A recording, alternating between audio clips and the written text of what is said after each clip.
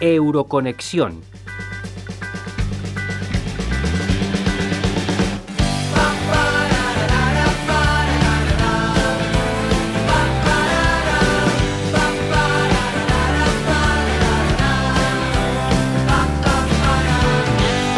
Desde que comenzó la pandemia, un 6,5% de la población ha acudido a un profesional de la salud mental. Un 44% ha sido por ansiedad y un 36% por depresión. Por ello, la salud mental debe ser una prioridad en nuestro país. Sin embargo, España se sitúa por debajo de la mayoría de los países de la Unión Europea en cuanto a financiación y número de psiquiatras y psicólogos. ¿Por qué no se invierte en salud mental? ¿Actualmente se ofrece un servicio de calidad? ¿Qué medidas están llegando desde el Parlamento Europeo? Para abordar estos temas tengo el enorme placer de presentar a Estrella Dura, eurodiputada del Grupo Socialista. Cuenta con 30 años de profesorado e investigación en políticas de bienestar. Es licenciada en Psicología y suplente de la Comisión de Medio Ambiente, Salud Pública y Seguridad Alimentaria. Muy buenas tardes, Estrella. Bienvenida. En primer lugar, agradecerle de todo corazón haberme aceptado la entrevista desde Onda Campus, la radio de la Universidad de Extremadura. Y para empezar, me gustaría saber lo primero que se le viene a la cabeza cuando le digo sistema mental público en España. ¿Qué piensa acerca de él? Te puedo hablar como española, te puedo hablar como eurodiputada, te puedo hablar como psicóloga clínica. En los tres casos te diré que el sistema público de salud mental en España presenta realmente déficits a todos los niveles. No se trata de plantearlo como algo mucho más deficitario que en otros países de la Unión Europea. Creo que la salud mental es un problema para todos los Estados miembros, pero en el caso de España, que es el que nos interesa hablar, efectivamente te diré que hay un número de profesionales de la psicología clínica respecto a Europa menor. Eso es cierto. Exacto, si le parece, pongamos en antecedentes a los oyentes. La inversión en salud mental en España en 2017 fue del 5% de media al total sanitario frente al 8% en la Unión Europea. Es el cuarto país a la cola en número de psiquiatras y psicólogos y además se prevé que la depresión será la enfermedad de mayor morbilidad en 2030. La pregunta es la siguiente, Estrella. ¿Por qué no se invierte en salud mental? Es un problema histórico. Arrastramos un problema de inversión en general en salud pública. Todos sabemos que los recortes a raíz de la crisis del 2008 en salud pública fueron tremendos, pero en el caso de la salud mental es algo mucho más histórico y tradicional.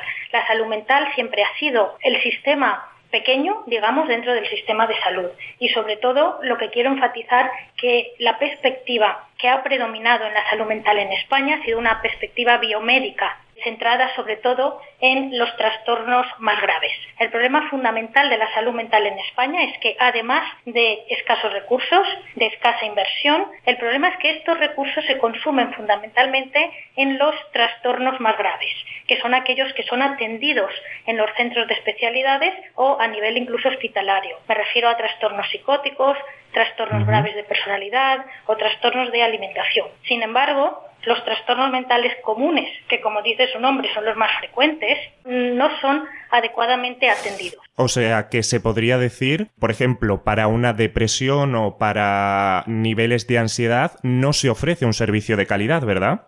Efectivamente, el problema fundamental es que no existe atención a la salud mental desde la atención primaria. Además, también creo que para los oyentes es importante enfatizar en que un mito que nos encontramos mucho acerca de tratar las enfermedades mentales es que tienen un elevado coste. Sin embargo, la OMS reconoció que el no tratarlas adecuadamente suponía una pérdida económica mundial de $1 billón anuales. ¿A qué se debe ese alto coste de pérdidas? En línea con lo que señalaba anteriormente, lo importante es la prevención de la salud mental y sobre todo la atención a aquellos trastornos leves, moderados, que si no son adecuadamente, precozmente diagnosticados y tratados, se pueden cronificar y van a requerir tratamiento farmacológico. La prevención implica una reducción económica importante. De hecho, hay estudios que indican que por cada euro invertido en prevención de trastornos mentales se produce un ahorro de 18 euros. Está demostrado que el tratamiento psicológico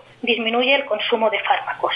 De hecho, España es el país de la Unión Europea que junto con Portugal más psicofármacos consume. Tanto es necesario aumentar la ratio de profesionales de la psicología clínica en atención primaria. Ya, exactamente. Las dos cosas que has dicho sobre que el ratio de psicólogos es uno de los más bajos de la Unión Europea y que además, aún así, aún tener un número de psicólogos muy bajo, somos uno de los primeros países en recetar ansiolíticos y antidepresivos, como comentabas. ¿Crees que el no poder ofrecer terapia de calidad está medicalizando a pacientes que no lo necesitan? Absolutamente, ese es el problema fundamental. Hay que tener en cuenta que aproximadamente el 50% de los motivos de consulta en atención primaria están relacionados con problemas de salud mental. Pero el problema es que no hay especialistas de salud mental en los centros de atención primaria.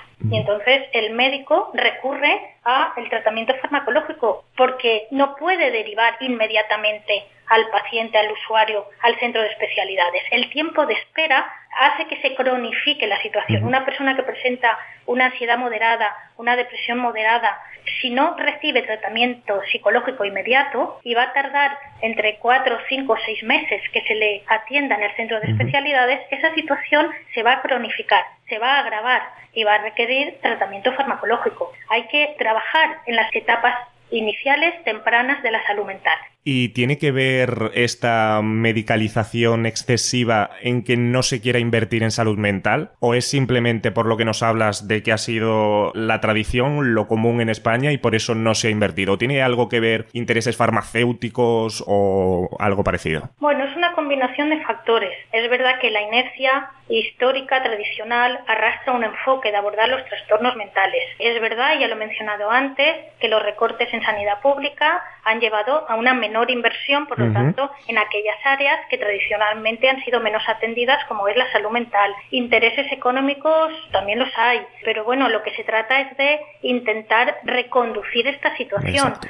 Esta crisis provocada por la pandemia nos ha llevado a ser más conocedores de la situación. Nos ha sensibilizado en la necesidad de atender la salud mental desde esta perspectiva de los desórdenes emocionales comunes que afectan a un porcentaje mayor de la población y que pueden ser tratados sin necesidad de recurrir a tratamientos farmacológicos.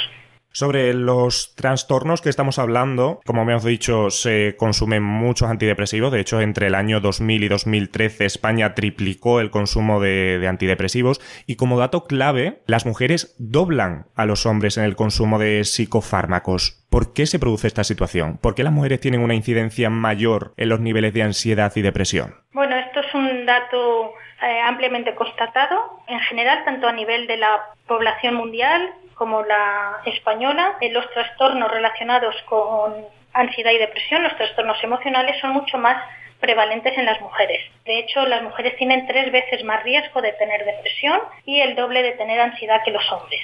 Se ha asociado a aspectos fisiológicos, hormonales, pero por supuesto también factores sociales, del papel de la mujer dentro del contexto social, su relación con la estructura y estructura familiar.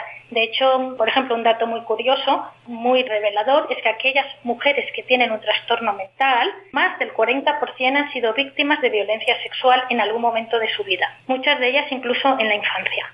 En ese sentido, las mujeres son uno de los grupos vulnerables debido a distintos factores estructurales que afectan a sus experiencias vitales desde la infancia. Y hablando de la infancia, me gustaría señalar también la importancia de la salud mental en la población infantil, que es algo que muchas veces no se menciona y que, sin embargo, es importante señalar que el 1% de la población infantil tiene problemas de salud mental. Y cuando hablamos de recursos en España, tenemos que insistir en que no existe una especialidad de psiquiatría infanto-juvenil. De hecho, esa era una pregunta que te tenía preparada porque vi que subiste un tuit donde se podían recoger firmas para pedir a la ministra precisamente eso. ¿Por qué es tan importante crear esta especialidad sobre la psiquiatría especializada en infancia y adolescencia? Que otros países de Europa sí que la tienen. Sí, porque hoy en día los menores o no reciben la atención psicológica adecuada o la reciben desde la misma perspectiva y los mismos criterios médicos que se emplean para personas adultas.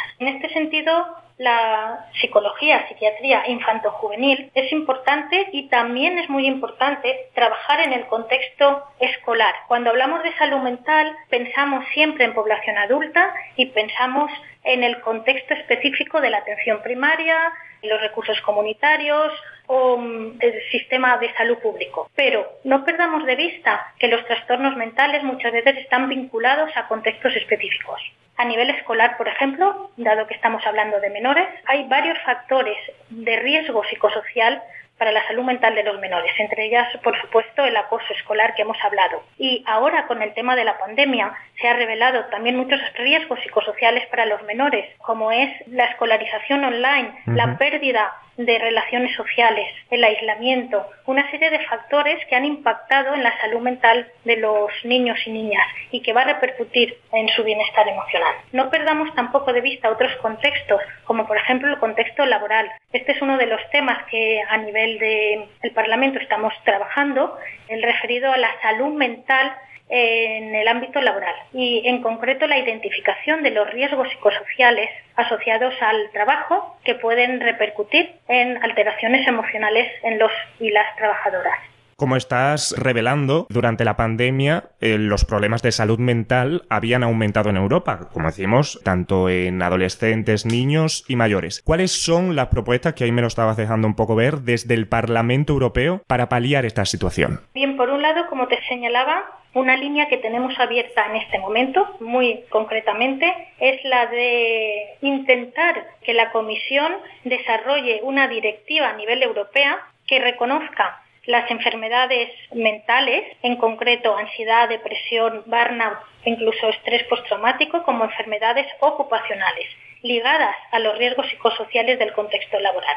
En este momento se va a poner en marcha una nueva estrategia de salud y seguridad en el trabajo que sustituye a la anterior y desde el Parlamento estamos pidiendo a la Comisión que se centre en una directiva en concreto que favorezca un instrumento legal común en la Unión Europea al respecto. Porque es verdad que la Unión Europea no tiene competencias a nivel de salud mental en los Estados miembros, pero sí que se pueden avanzar muchas propuestas en contextos específicos como el del contexto laboral.